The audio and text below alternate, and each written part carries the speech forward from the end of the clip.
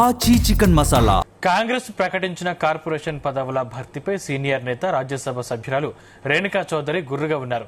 తెలంగాణలో కాంగ్రెస్ ప్రభుత్వం ఏర్పడి 2.5 ఏళ్లు గడిచినా తన మాటను పట్టించుకోవడం లేదని సీరియస్ అవుతున్నారు.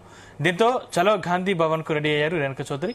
ఇందులో పాత కాంగ్రెస్ నేతలు కూడా పాల్గొనే అవకాశం ఉంది. అటు CM Revanth Reddy, deputy CM Bhatti Vikramarka, జిల్లా మంత్రులపై రేణుకా వర్గీయులు గుర్రుగా ఉన్నారు. ప్రభుత్వ పదవుల విషయంలో సీనియర్ నేతలను పక్కన పెట్టి కొత్త వారికి నామినేటెడ్ పోస్టులు ప్రాధాన్యత ఇస్తున్నారని ఆగ్రహం వ్యక్తం చేస్తున్నారు.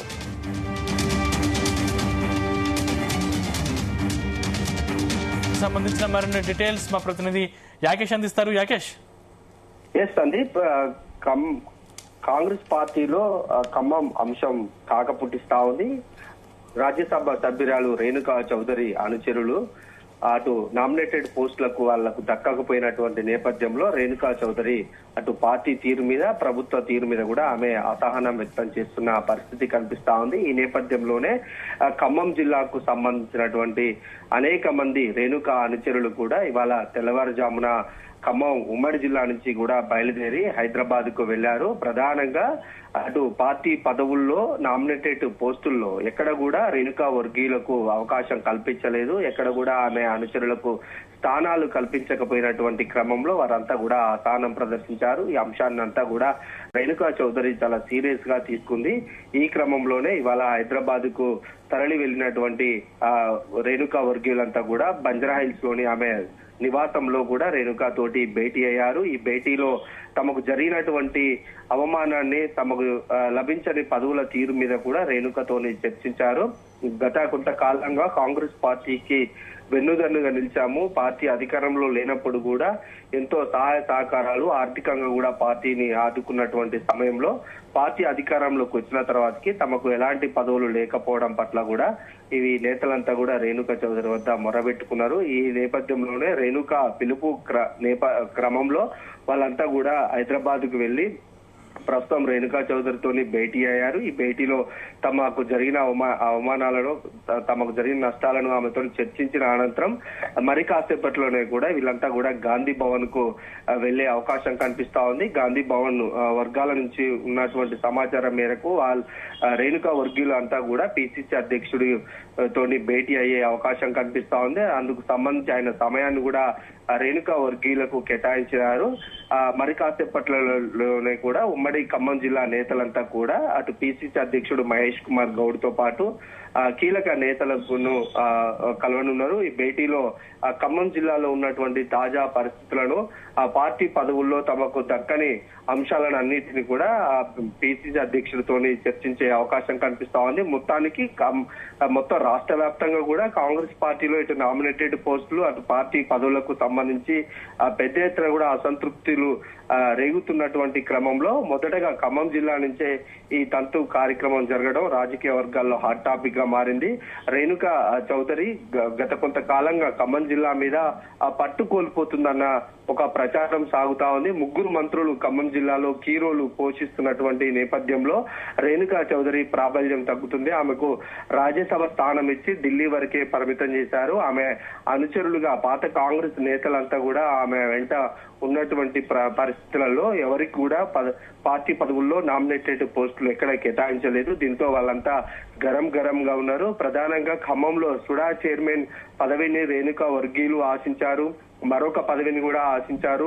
అట్లాగే ఖమ్మ కార్పొరేషన్ కు సంబంధించి రేణుక ఒక పేరుని సూచించినటువంటి నేపథ్యంలో ఆ పేరుని ఎక్కడ కూడా పరిగణలోకి తీసుకోలేదు. దీంతో ఎక్కడ కూడా రేణుకా వర్గీయులకు స్థానం కల్పించకపోయినటువంటి పరిస్థితులలో ఆమె అధిష్టానం మీద కూడా గుర్రుగా ఉంది. ప్రధానంగా గత కొంతకాలంగా ఖమ్మంలో అటు డిప్యూటీ సీఎం భట్టి విక్రమార్కకు రేణుకా వర్గీయులకు మధ్య కూడా పచ్చగడ్డి వేస్తే బగ్గుం అనేటువంటి పరిస్థితులు ఖమ్మంలో ఉండే.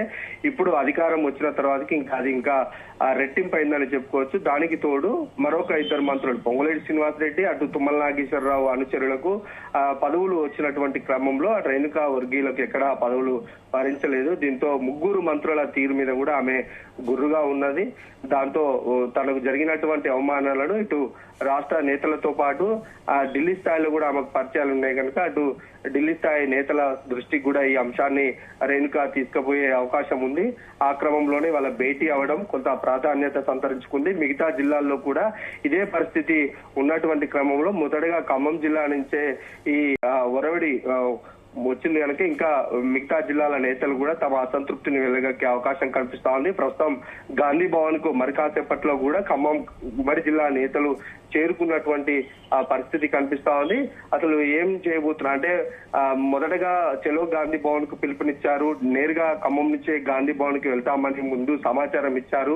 తర్వాతకి రేణుక నివాసానికి వెళ్లి ఆమెతో అక్కడ చర్చలు జరిపారు. చర్చల అనంతరం వాళ్ళు గాంధీ భవన్ కి వెళ్తున్నటువంటి తరుణంలో తమ డిమాండ్స్ ఏంటి, అసలు ఏం జరుగుతుందన్న అంశాన్ని కూడా కులంకుశంగా అక్కడ రాష్ట్ర నేతలకు పిసిసి అధ్యక్షుడికి వివరించే ప్రయత్నం చేయబోతున్నారు. ఈ అంశంలో ఎవరిని నిందించబోతున్నారు అనేది వేచి చూడాల్సింది. గత కొంతకాలంగా రేణుకా చౌదరి రాజ్యసభ సభ్యురాలుగా అయినప్పటి నుంచి కూడా పెద్దగా ఆమె ఖమ్మం జిల్లాకు రావట్లేదు. ఢిల్లీకి అటు హైదరాబాద్ కే పరిమితం అయిపోయింది. ఖమ్మంలో ఎక్కువగా పర్యటించినటువంటి సందర్భాలు లేవు.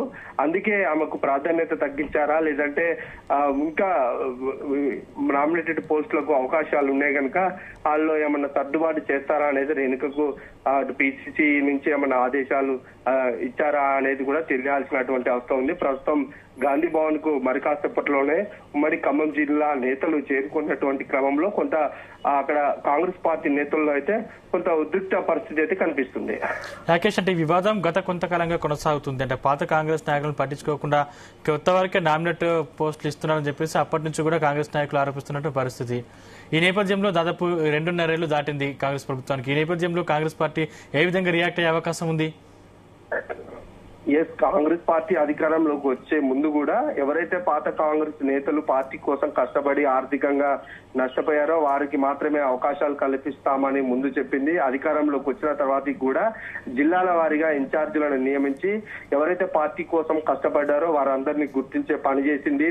అందులో భాగంగా ఖమ్మం జిల్లాలో కూడా నేతలు రాష్ట్ర కమిటీ నుంచి వచ్చి ఇక్కడ పాత కాంగ్రెస్ నేతలను గుర్తించారు. పార్టీ కోసం పనిచేసిన వారిని గుర్తించారు. ఎవరైతే 5 సంవత్సరాల నుంచి 10 సంవత్సరాల లోపు ఉన్నటువంటి నేతలు ఉంటారో వాళ్ళందరికీ కూడా పార్టీని అంటిపెట్టుకున్న వాళ్ళందరికీ కూడా పార్టీ పదవులు వర్తిస్తాయి, నామినేటెడ్ పోస్టులు వర్తిస్తాయని కూడా అధిష్టానం హామీ ఇచ్చింది. ఇప్పుడు పదవుల పంపకాలకు వచ్చే వరకు పాత కాంగ్రెస్ నేతలను పక్కన పెట్టినట్టు తెలుస్తా ఉంది. ఖమ్మం ఉదాహరణకు ఖమ్మంలోనే తీసుకుంటే సుడా చైర్మన్ గా ఉన్నటువంటి సుడా చైర్మన్ గా బట్టి వర్గానికి సంబంధించినటువంటి ఒక వ్యక్తిని కేటాయించారు. అదే పదవిని కూడా రేణుకా చౌదరి ఆశించింది.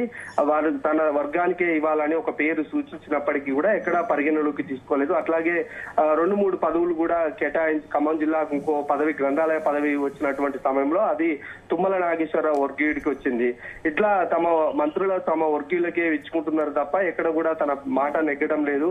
ఇట్లాగే కొనసాగితే పార్టీ మళ్ళీ వెనుకకు పోయే అవకాశం ఉంటుంది. పార్టీ బలోపేతం కోసం పనిచేసిన వారిని గుర్తించాల్సినటువంటి అవసరం ఉందని పాత కాంగ్రెస్ నేతలంతా కూడా ప్రధానంగా డిమాండ్ చేస్తున్నారు. ఆ పార్టీని అంటిపెట్టుకున్న వారికి మాత్రం ఎక్కడ న్యాయం జరగట్లేదు. కొత్తగా పార్టీలు మారి కాంగ్రెస్ లోకి వచ్చిన వారికి మాత్రమే పదవులు వస్తున్నాయి అనేది వాళ్ళ ప్రధాన ఆరోపణగా ఉన్నది. ఏదేమైనా తమ డిమాండ్స్ నెరవేర్చే వరకు, తమకు పదవులు వచ్చే వరకు కూడా ఆ కాంగ్రెస్ పార్టీకి తమ నిరసన తెలుపుతామని అటు రేణుకా చౌదరి వర్గీయులు చెబుతున్నారు. మరోపక్క రాష్ట్రంలో కూడా దాదాపు అన్ని జిల్లాల్లో ఇదే పరిస్థితి ఉన్నప్పటికీ కూడా ఇంకెక్కడ కూడా బయటికి రాని సందర్భం మొదటగా ఖమ్మం జిల్లా నుంచి వచ్చింది. ఎందుకంటే ఇక్కడ 3 మంత్రులు కీ రోల్ పోషిస్తున్నారు కనుక ఆ అంశం బయటకు వచ్చింది కనుక కాంగ్రెస్ పార్టీ అధిష్టానం దీన్ని ఎట్లా సద్దుమణిగిస్తుందని కూడా చూడాల్సిన అవసరం ఉంది. Thank you Rakesh.